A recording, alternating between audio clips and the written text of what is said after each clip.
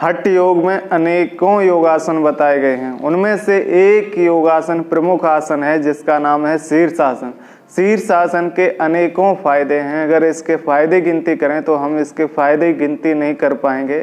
खासकर युवाओं के लिए यह योगासन वरदान साबित होता है। ये आपके लिए बहुत अच्छा होता है। इससे आपका माइंड तेज होता है, बुद्धि तेज होती है। आपके अगर बाल झड़ रहे हैं तो बाल झड़ना बंद हो जाते हैं। चेहरे के लिए अच्छा होता है, आँखों के लिए अच्छा होता है, आँखों की रोशनी बढ़ती है। इससे आप लंबी उम्र तक युवा दिखते रहते हैं। और ख़ासकर जो लोग ब्रह्मचर्य का पालन कर रहे हैं तो उनके लिए ये योगासन बहुत अच्छा होता है। जिन लोगों को स्वप्न दोष की समस्या है, शीघ्र पतन, ऐसी यौन समस्याएं, तो वो समस्याएं दूर हो जाती हैं और लंबे समय तक आप ब्रह्मचर्य का पालन कर पाते हैं। आपका जो धातु है वो ओज में बदलती है, मस्तिष्क की ओर गति करती है, जिससे आपका ब्रह्मचर्य लंबे समय तक रुकता है। तो इस योगासन से आज हम जानेंगे कैसे इस योगासन को करना है। तो आज हम शीर्षासन की दो विधि बताएंगे, दो आसान सी विधि बताएंगे। कई लोग हैं जो शीर्षासन नहीं कर पाते हैं, करने की कोशिश करते हैं, नहीं कर पाते हैं, लेकिन हम इस आसन की दो सरल विधि बताएंगे जो अगर आप करेंगे तो धीरे धीरे शीर्षासन आप निश्चित तौर पर सीख जाएंगे। तो आइए जानते हैं कौन सी दो विधियाँ कैसे करना है। तो शीर्षासन करने के लिए इस तरह से बैठ जाएंगे और अपने सर के नीचे कुछ मुलायम चीज़ रख लेंगे जिससे आपके सर पर दबाव नहीं पड़े। इस तरह से अब अपनी दोनों हथेलियों को इस तरह से सामने की ओर रखेंगे और अपने सर को धीरे से ज़मीन पर रखेंगे। अब आपको क्या करना है, अपने दोनों कोहनियों पर पैरों के घुटने को रखना है। इस तरह से अपने दोनों कोहनियों पर दोनों घुटने को रख लेंगे। इस अवस्था में आपको रुकना है। जब आप बिगिनर हैं, शुरुआत करते हैं, तो इस अवस्था में रुकेंगे। इसमें आपका बैलेंस बनने लगे, आपको लगे कि मैं इसमें करने लगा हूँ, तो आप अपने धीरे धीरे अब आप दोनों पैरों को ऊपर उठा लेंगे इस तरह से। तो इस अवस्था में आपको करना है। उसके बाद इस अवस्था में रहेंगे। जब इस अवस्था में आपका बैलेंस बनने लगे, जब इस अवस्था में आप करने लगें, तो फिर आपको अपने दोनों पैरों को फिर धीरे धीरे ऊपर उठाएंगे, जिससे आप शीर्षासन बहुत आसानी से कर लेंगे। तो इस तरह से अपने दोनों पैरों को ऊपर उठाएंगे।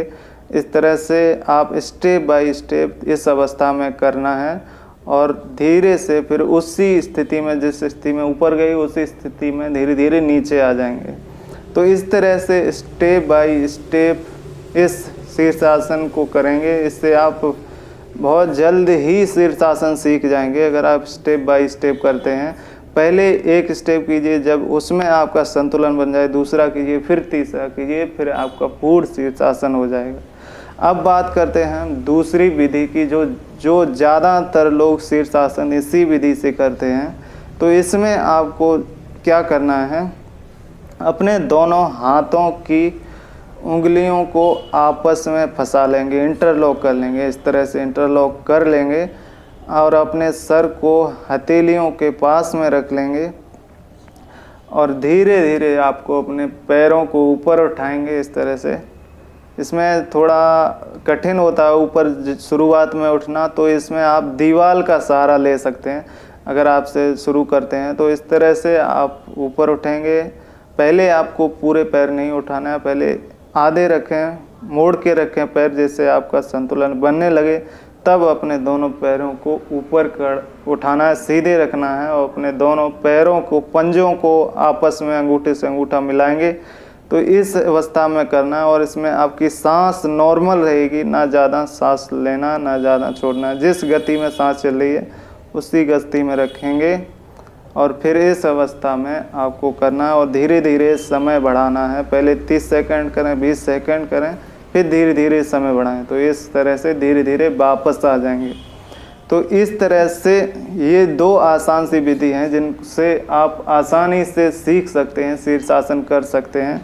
और इन दोनों विधियों में आप धीरे धीरे करें। जब आपका एक विधि करने, एक स्टेप करने लगें, आप परिपूर्ण हो जाएं एक स्टेप में, फिर दूसरा करें। तो इस तरह से आप शीर्षासन बहुत आसानी से सीख सकते हैं। तो ये थी शीर्षासन करने की 2 आसान सी विधि, जिनको अगर आप धीरे धीरे स्टेप बाय स्टेप करते हैं तो बहुत जल्द ही आप शीर्षासन करना सीख जाएंगे।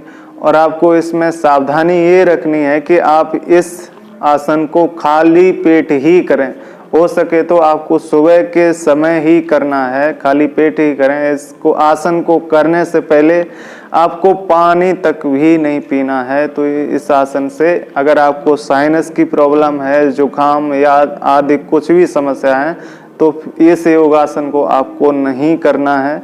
और इस योगासन को आप धीरे धीरे इसका समय बढ़ाएं। पहले अगर आप बिगिनर हैं तो शुरू में 30 सेकंड करें, फिर 1 मिनट, 2 मिनट, 3 मिनट, 5 मिनट तक इस योगासन को करें। तो इससे आपको बहुत ज़्यादा लाभ मिलेंगे। तो इस आसन से आप ब्रह्मचर्य की रक्षा होगी, आप युवा दिखेंगे, आपका चेहरा सुंदर होगा, बहुत ही ज़्यादा लाभ है, आपकी बुद्धि तीव्र होगी।